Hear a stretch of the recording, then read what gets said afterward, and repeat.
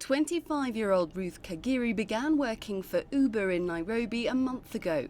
She needed to support herself as she pursued an acting career. And with a return of about $400 a week, she's been able to move from driving someone else's car to her own.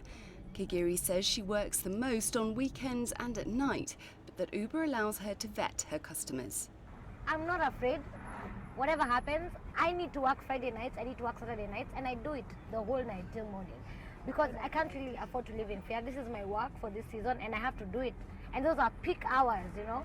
So I've not been faced by the security issue.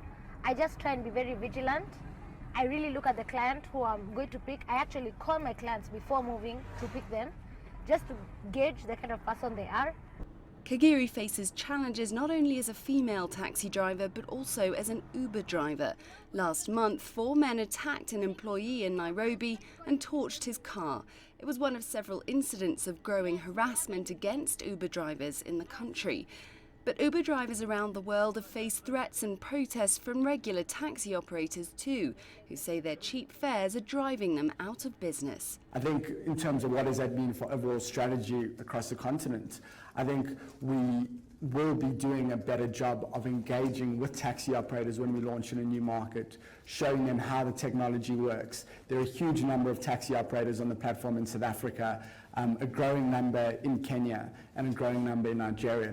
Joseph Gitau heads a taxi cab association in Nairobi and says Uber has taken a big chunk of the market. Whether we like it or not, it seems we have to embrace technology, you see, because you have to concede when you realize that you cannot win a fight. We cannot fight Uber operations on our streets. But traditional taxis have managed to retain their appeal too. They are trusted. Our people are trusted. I have worked here for 28 years. There are others who have been here for 30 years and over, and that person cannot live here.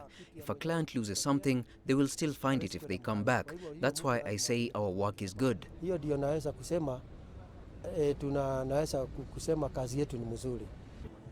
the customers, the more options, the better. What I normally pay my cab guy is around 700 to 800 bob. But on what I paid to Uber was actually 500 shillings. So I cut down my costs by 300 bob, and that's something good to me.